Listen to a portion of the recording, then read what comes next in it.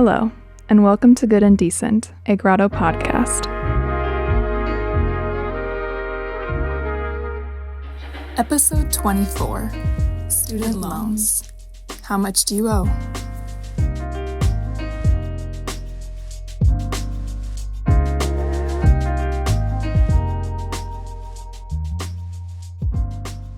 Hey everyone, this is Jane O'Connor, associate producer here at Grotto. Welcome to another episode of Good and Decent. For this episode, we wanted to do a deep dive on student loan debt and the way it affects the over 43 million Americans saddled with it. Tevon Knight is a freelance videographer with Grotto and a 2021 college grad. He sat down with a few of his friends and they talked about the weight of student loan debt. One last note, the video for this entire conversation is also available, so if you haven't already, be sure to check that out on YouTube. Here's their conversation in full.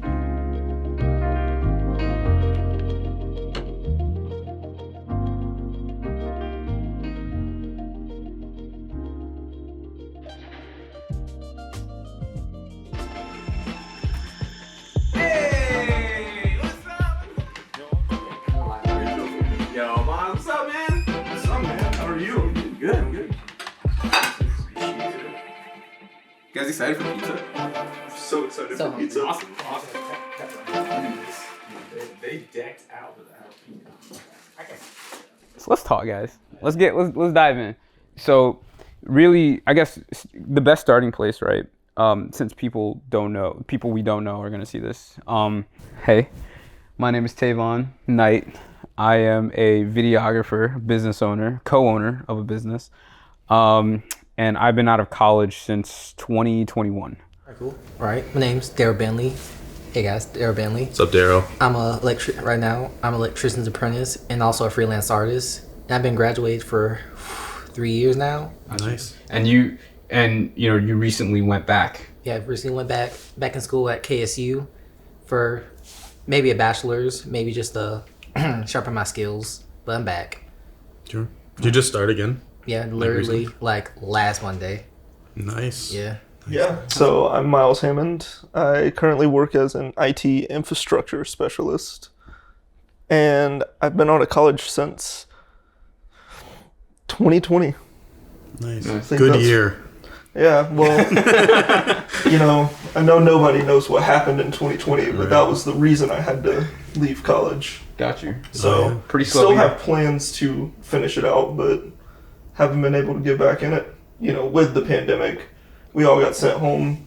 Obviously, my grades dropped because I wasn't having that in-class experience and discussion. And then I couldn't afford to go back after that. That's real. That's real. Sure. Mm. What's up, guys? I'm Nick Hayward. Graduated in 2020. So I've been out of college for, what was that, 3 years now? And I do what Tay does. We do that together. Right. Pretty good time. Yeah, it is a pretty good time. Slightly, you got some areas, but we do good. Right, we do good right. together. It's all good. Well, cool guys. So really, again, just to kind of preface the conversation, we're talking a little bit today just about the nature of college debt, right? College debt in society is I'd say a pretty prevalent topic, for people who have debt, for people who don't have debt, for people who chose not to go to college because they didn't want to acquire debt. There's a lot of conversation around it.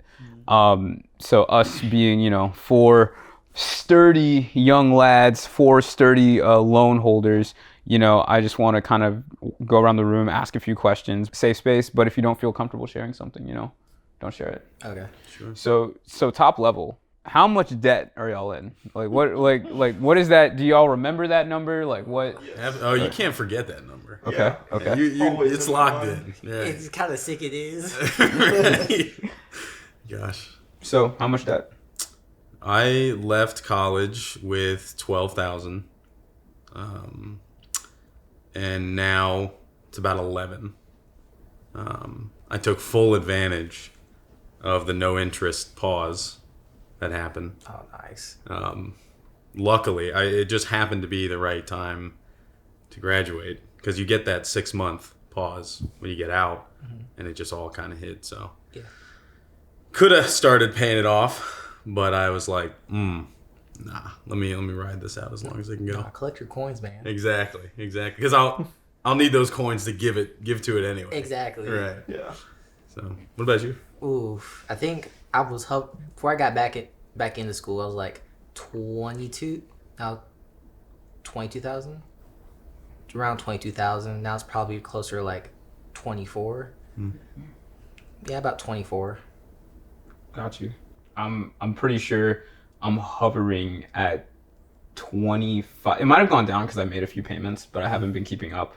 But the number when I left UGA was definitely 25, like 25,600, something in that ballpark. So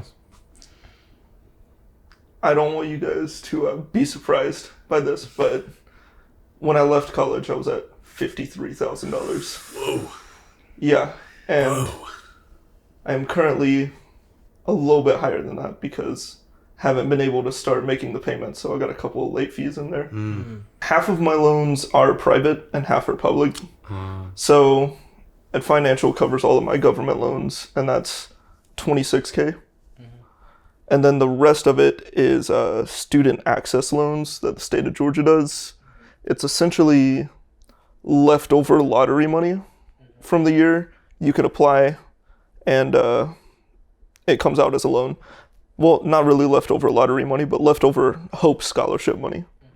So I took out one of those loans every year to cover the rest of school instead of paying out of pocket. I always got the max because I was from a low-income family, so it was like $8K a year for a couple years. got you. So that's how mine racked up. Do you?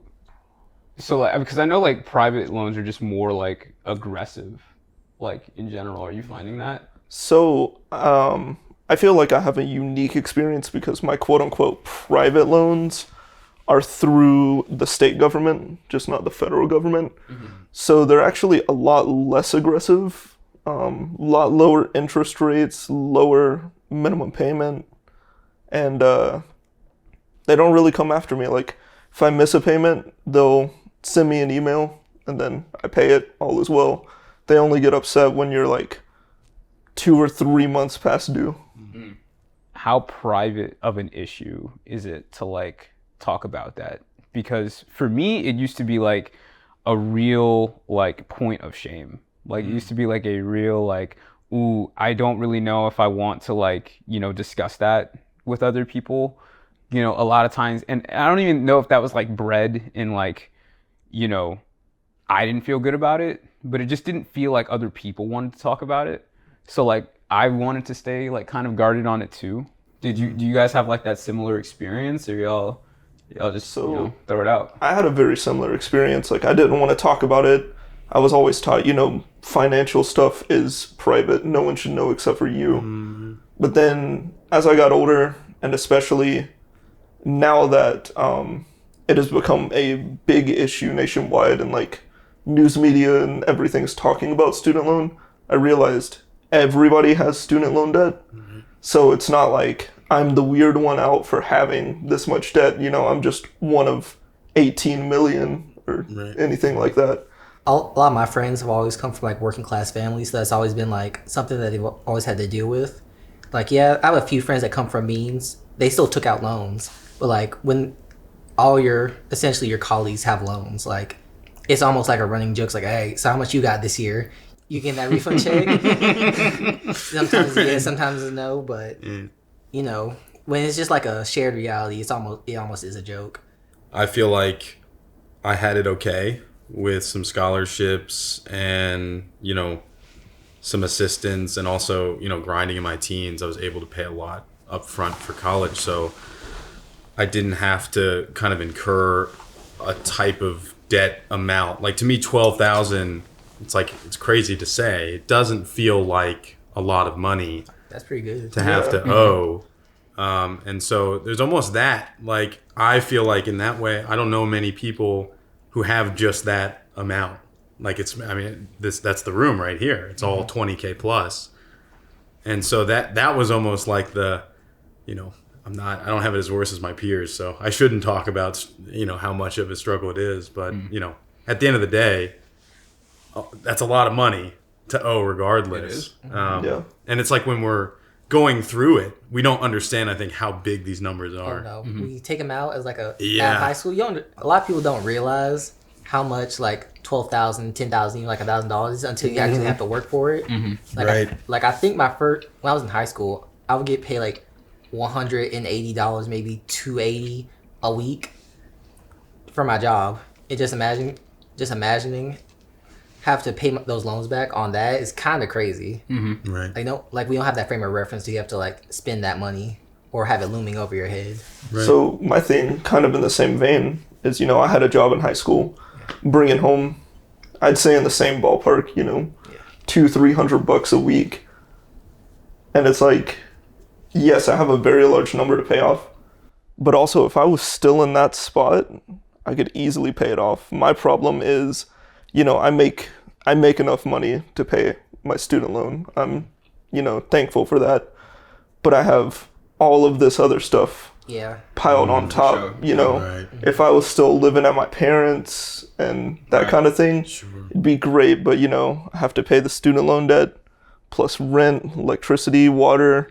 I had to buy a new car, have to put gas inside the car. It's just everything piling up that I feel like makes it really overwhelming for a lot of people. Oh yeah, I really think that's like the big issue, that the debt in itself isn't the problem. It's just that being the icing on the cake of life. Right. It really Right. stops you from getting a car, health insurance, doing just the little things like get you through the day. Stifles you a little bit. Exactly. Like your spending ability, your capacity to like make big financial decisions for yourself is hampered a little bit, just because that adding a $300 bill every month for like a new car or whatever you have to spend money on, that it lessens your ability to make those decisions with confidence. Exactly.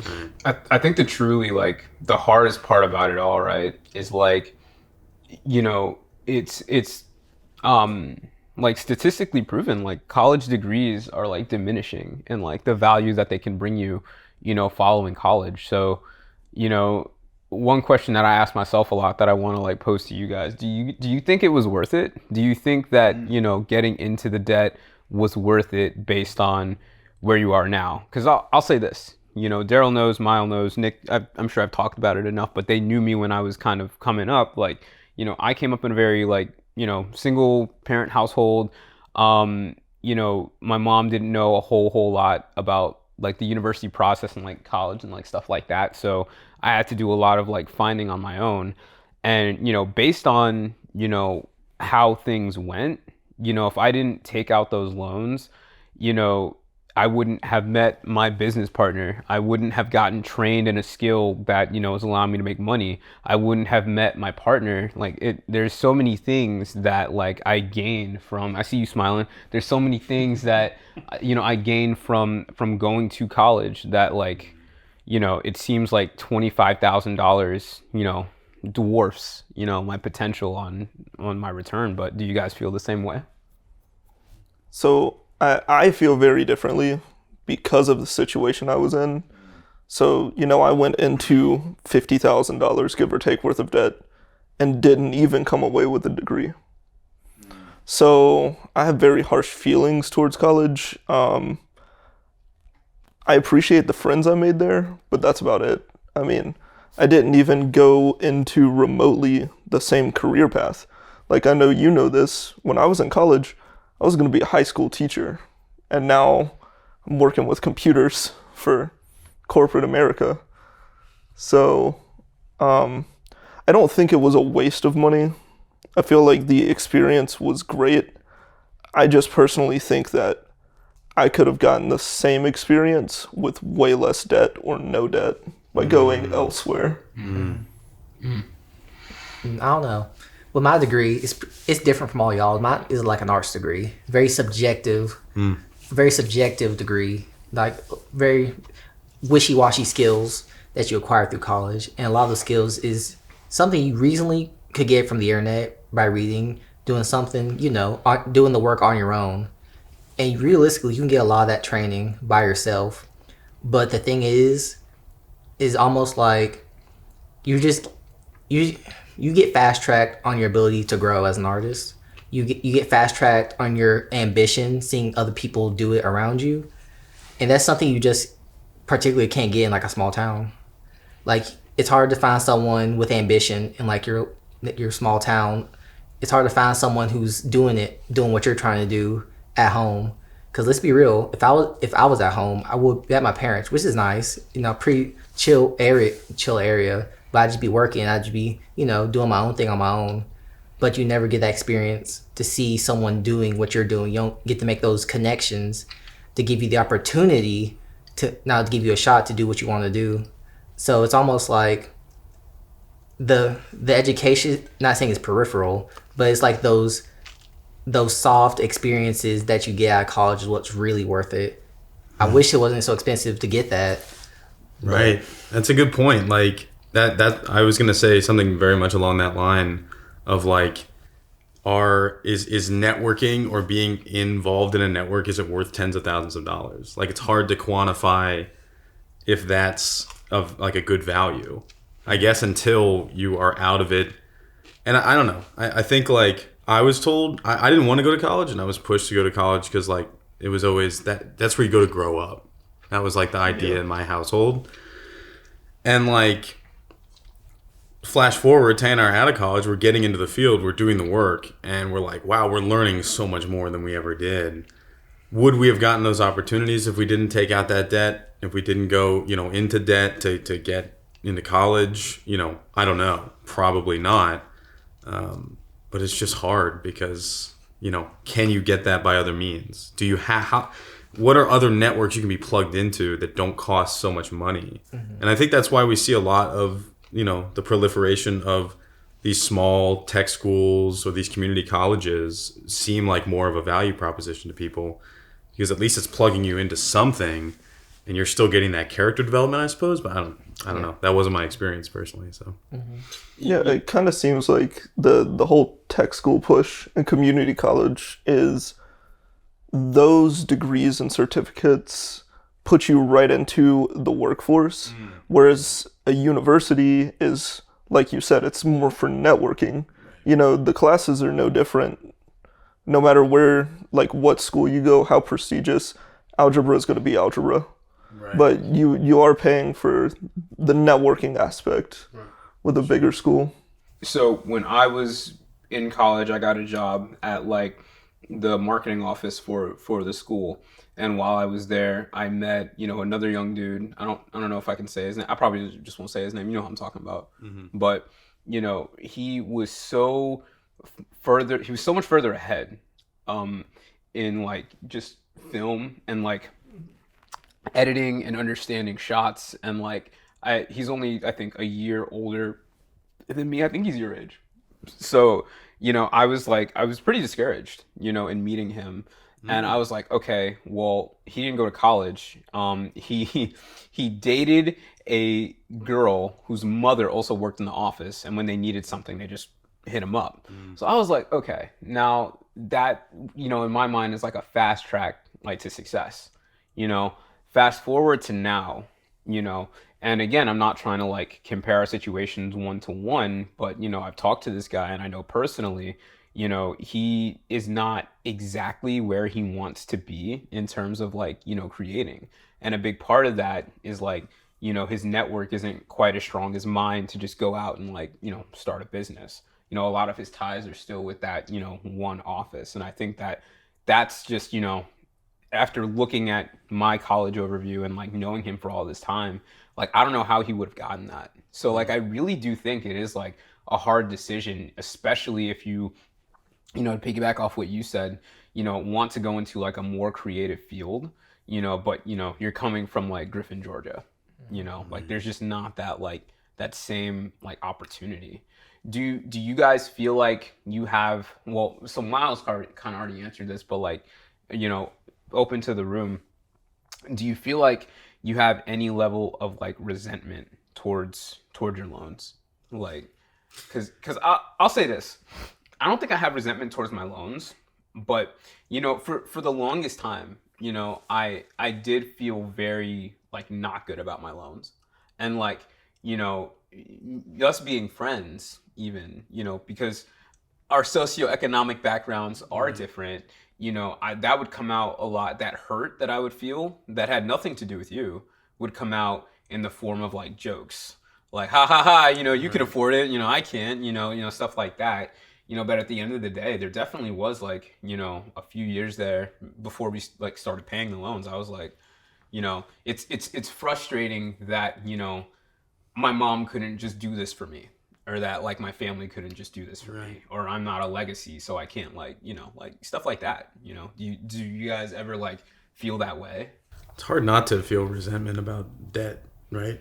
Or like be upset that you have to do it, especially if it's something like what we just talked about, where it's not, the value is kind of something you manufacture from it. It's not something that it inherently has. Like we've deemed going to college to be a thing that you can do that can, by the numbers, can increase your ability to get a higher paying job, right? But that gap, I don't know, it feels like it's shrinking. Yeah.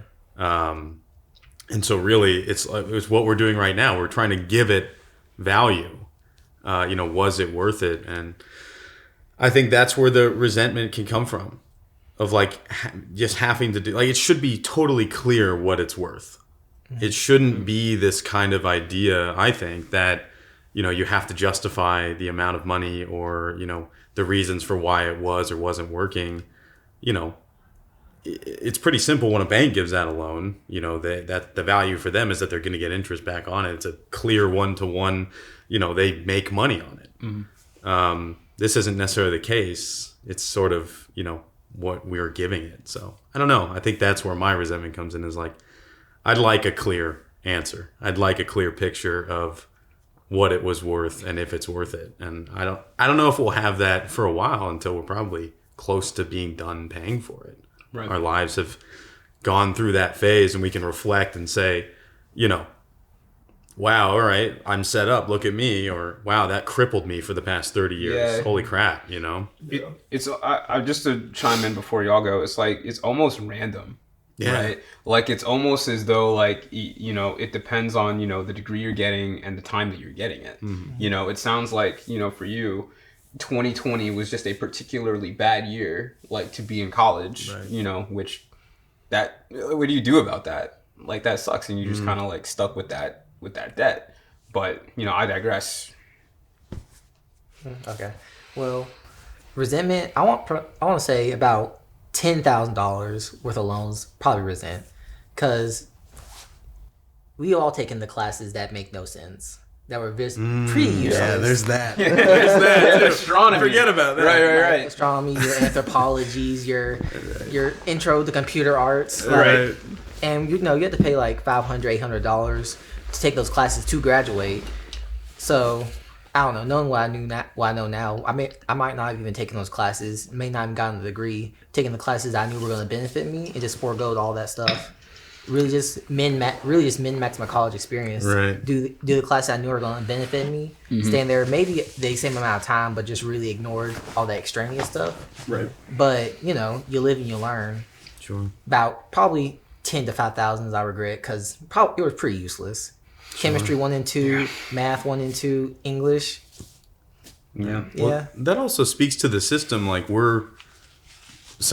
least at UGA where we went. I don't know if we're allowed to say where we came from. Yeah, I think we can. At least at the college where we graduated from, we were forced to take certain classes. Yeah. Like it's part of the requirement. So like, I think it's a statewide. And I was gonna say, I think most colleges to some degree in the state do that. On a level where that's their curriculum. They make you kind of get the core. Yeah. And it certainly feels like that for the first year and a half, 2 years of college. You're sitting there like, what am I doing? Exactly. I want to learn what I want to learn. Yeah. So I don't know. Yeah. I'm saying it's not good to have that foundation if you want to go. If you're not sure what you want to do. Sure. But that's what it's there for, I think. But I was pretty firm knowing what I wanted to do. I really didn't need to take chemistry. I really didn't need to take. There should be that option. Exactly. Right. Or I think you should have access to more of your core classes earlier on.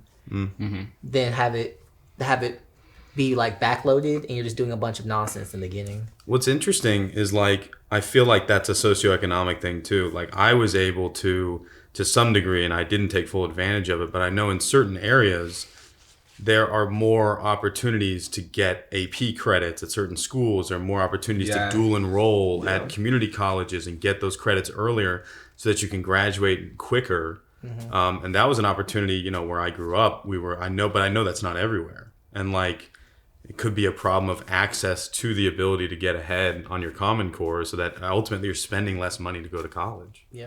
Well, you know, also too, I'll say this, you know, this I think drifts slightly off topic, but us three, we took AP classes. Yeah. Like there were, and you know, there was a subsect of those classes, the people that I hung out with, you know, who they made academics like a competition. Like it was like it was a lot of pressure. Like I would feel pressure, like because they were all like, you know, smart kids, but it's like, you know, I almost felt like pressure to go to college or to like not, because I know like there is like a certain sect of like high academically like achieving people who will look down upon you if you say something like, oh no, I'm just gonna, you know, like take a gap year. You know, and like, you know, now that I'm 24, you know, and I see that, who cares, right? But, you know, when you're, you know, a 17-year-old who just wants to be liked, it's like, oh, well, you know, I'm still looking at colleges, you know, and I think just interesting that you brought up that point, because that was closer to my AP experience. And I'll tell you what, I took like 15 of those classes. I think I passed 5 of those exams. That's a 33%. That's a 33% pass rate. It's better than I did. I only passed 3. Hey. But albeit the 3 I passed, I got a 5. So I mega passed those 3. Right. How many did you take though? I took 13. So okay. about right, the same as you. Well, I was gonna like compare the rates, but never mind. Forget it. I won't worry about it. It's almost the same ratio. You only took 9? Yeah, since we're comparing. Since we're comparing side by side. I don't know. I think I only took about 6. I didn't really care about AP until like the very tail end. So I think I only took about 6. Well, I mean, I felt very pressured to take AP classes Yeah.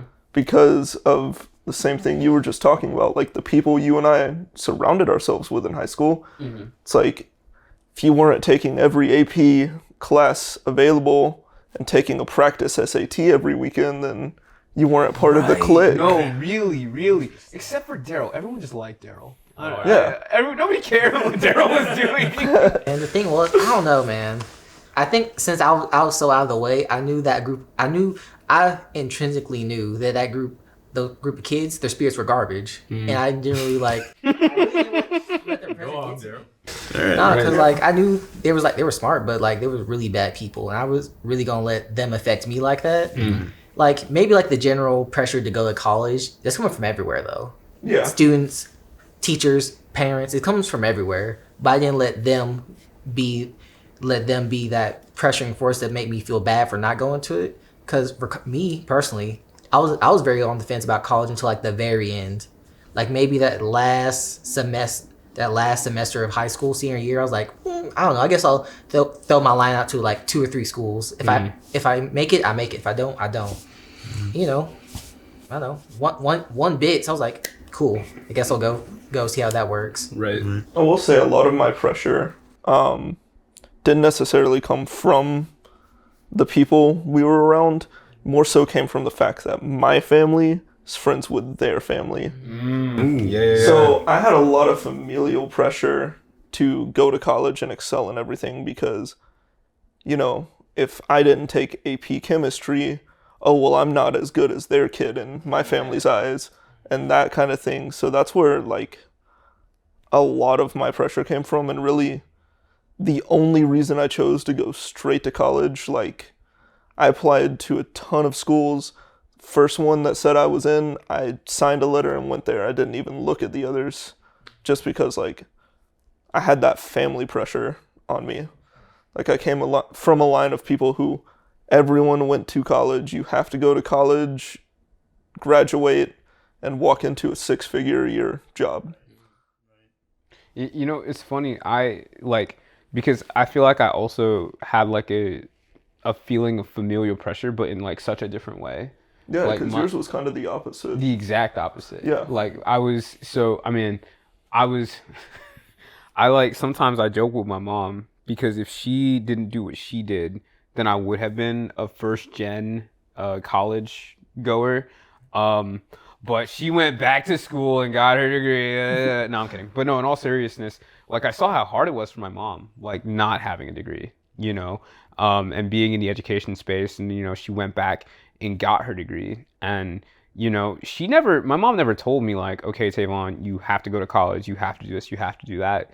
She just always was like, so long as you're not, really in these streets, like I'm proud of you, And so the bar I feel like was really actually pretty low, but also too, it's just like, again, a big part of like why I do a lot of the things I do is like out of like scarcity, you know what I mean? And I saw like the amount of scarcity that you have to go through if you do not put yourself in a position to have a job that pays you enough to do the things that you want to do. And, again, even though I think it's a little bit more accessible now, even way back in 2017, the idea that going to college equals better job, it really was like still propagated. Like it really was like, that was the vibe that you got throughout the hallways. I feel like now I have a 14-year-old brother, he isn't thinking a lick about college. And I think that's because, kids now understand there are so many options. But yeah, even like 7 years ago, it was just like, better sign up, better go somewhere. So I was wondering because, you and I had familial pressure, but from opposite directions. Do you think that affected your choice in school? Because, you went to what I would consider a prestigious college in the state. I went to a college that had 1,000 students, and that was the population of the whole town. So, like, because of my family pressure, I would say that I underachieved. I just went to the first possible option. Do you think that your side is the reason you shot for the stars, get into your dream school? I went to college. My partner is giving me that face because I liked a girl. And she was also going to that college. Hey, that's fair. So that's why, and that's. I was just wondering. And it again. I think it's such a case of luck with these loans because I'm in a position now where I can pay those loans off and I can do so comfortably. But what a dice roll! Because I really didn't. I did not. It was so much less about like their academics and their film school program. I remember I was in that college portal. The only reason I didn't apply to NYU was because it cost like $60. And I was like, I'm not going to pay $60 just for them to tell me that I don't get in. So why would I do that? So I mean, like at the end of the day, there was so much, it's kind of weird. There was so much less thought put into it. Yeah. But I also got into GSU and I like remember setting up my portal. And I remember like, cause I was like preparing for like, I was like, I probably didn't get in. So I was like it's straight, it's cool. And I remember I got in, I was like, you gotta go. No matter what, 25, it's fine. It's a fine loan amount. So I don't know. I think at this like juncture, thank you for asking that by the way. At this juncture, how are you guys dealing with your loans? Like, is it, do you feel like it's a head-on strategy? We were talking the other day, I don't know if this happened to you too, but like my loan fell into forbearance, which I was like, okay, like that was very random. I still need to call them and figure out what's going on, but I'm still, budgeting to make payments and planning to make payments. But is that the approach you guys are taking as well? Yeah, I'm like, I just figured out what I was gonna do, because I've just been letting like a flat number come out every month or so for a while. But while I wrestled with the idea of just trying, I'm in the fortunate position. I shouldn't probably. I feel like I'm in the fortunate position, but I probably shouldn't still. It's not the best financial decision to make, where I just want to get the thing gone. Mm-hmm. I don't want to pay interest. I don't like the idea of paying more than I have to. Yeah. But I get why, right? I mean, if you talk about the value of the money you have in your pocket, and your spending power and your ability to kind of change and adapt to your life, you should probably keep as much money on hand as possible to be ready to deal with it. Yeah. But I just decided that I'm going to keep doing it the way it's been done, a little bit over the recommended amount to like keep my interest as low as possible. And yeah, I took the plan basically, but it's interesting. Yeah, we have that option to, you really can pay it however you want, but most people, have to pay it the way that, they recommend you pay it. Yeah. And they recommend that for a reason. So it's kind of like, how much of a choice do most of us really have? Yeah. Right. It's either the base amount plan, which is $200-$300 depending on how much you owe, or like a pay as you earn. Yeah. So it's like maybe like 1 or 2, 3 options. Right. Yeah. Do you think that this is a loaded question based off some of the things that we've said? Maybe I should have started with this question, but I just thought of it, so I'm curious to ask it. Do you think that college loans are predatory? So, I was gonna say. I have some things to say about And this one. before we keep going, because I ain't set the timer. What's the roll at? 41. 41. Wow. Holy crap! Did not I thought feel like it would've 41 been minutes. Yeah. Let's take 2 minutes.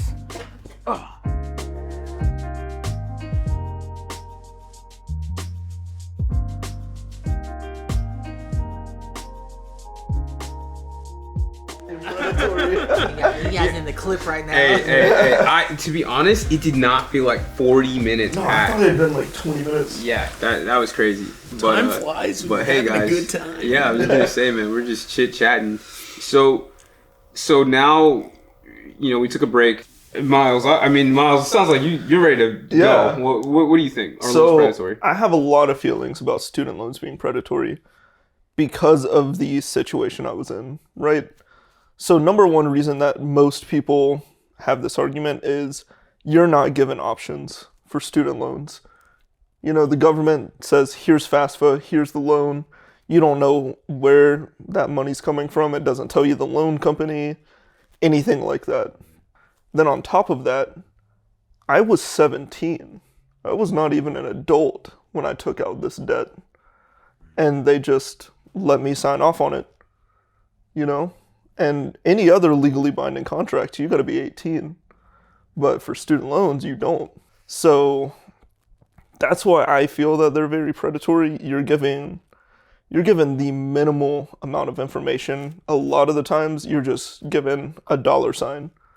They don't tell you the terms of the loan. They don't tell you interest rate some of the time. They don't tell you expected payoff, which is a big one because I didn't know until I stopped going to school and had to start paying it. Oh, it's going to take me till I'm retired to pay this off. And if I had known that at 17, maybe I wouldn't have gone to the school to take out all these loans. Would have gone to a cheaper school or not gone to school. So, yeah, no, I definitely think they're predatory, but that's also based on my experience because I was underage when I took out the loans. Well, we're all really young when we start to apply to colleges. Yeah. In many cases, 16, 17 is kind of when we're really thinking about that. And so to piggyback off what you're saying, I think it's right.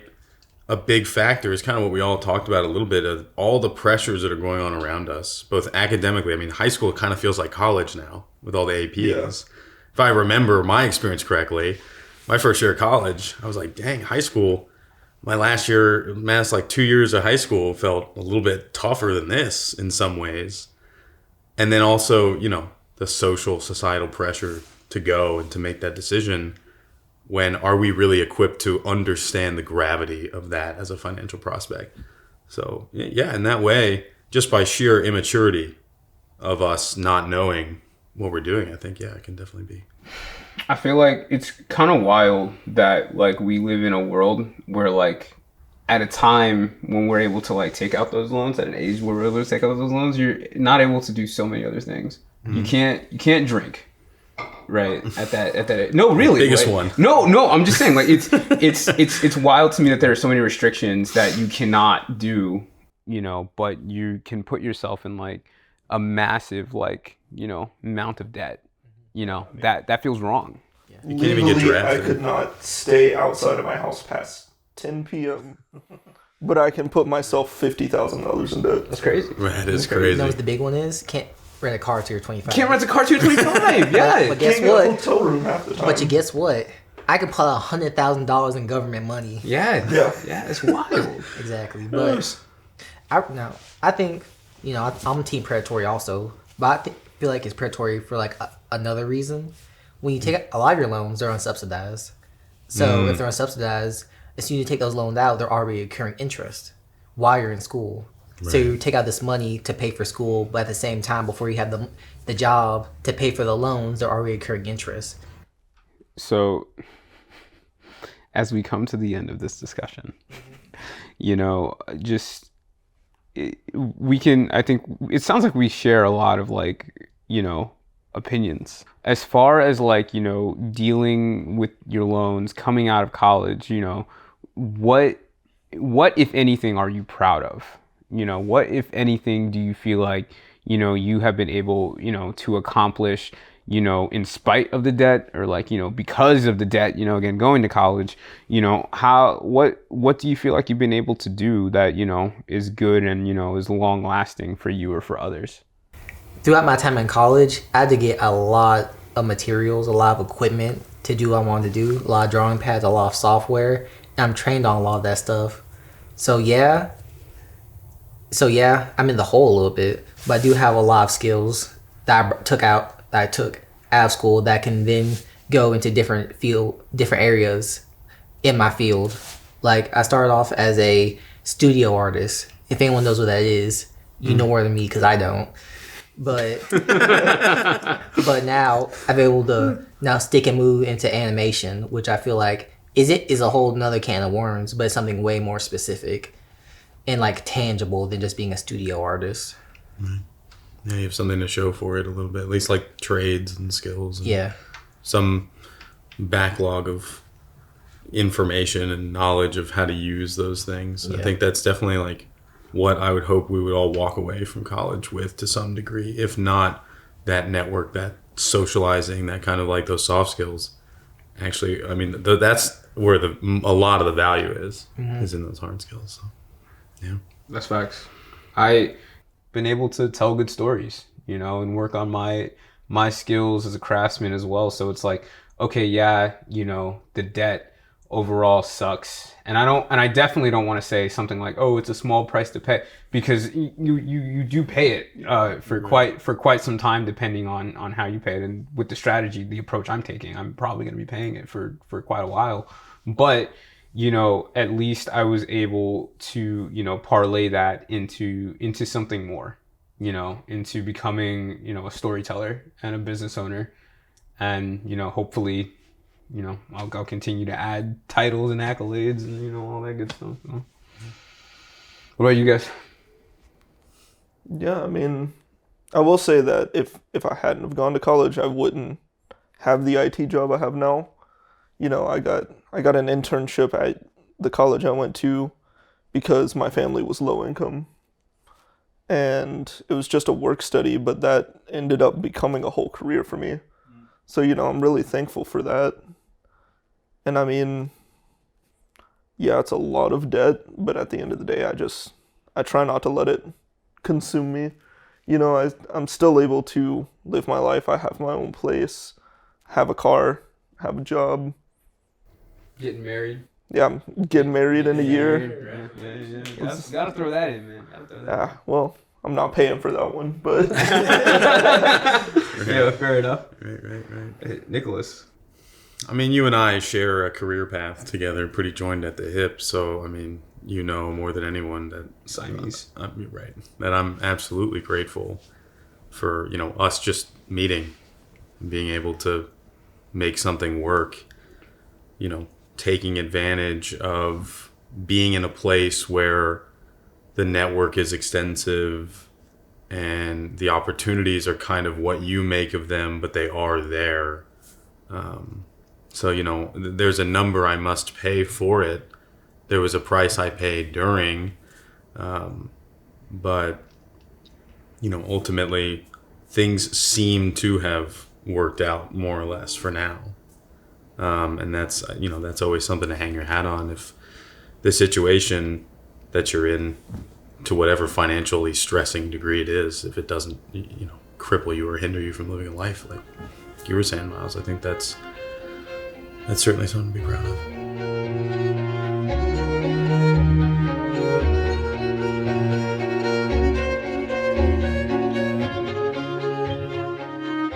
This episode was produced by Josh Long with additional production help from me, Jane O'Connor. Special thanks to Tevon Knight, Daryl Bentley, Nick Hayward, and Miles Hammond.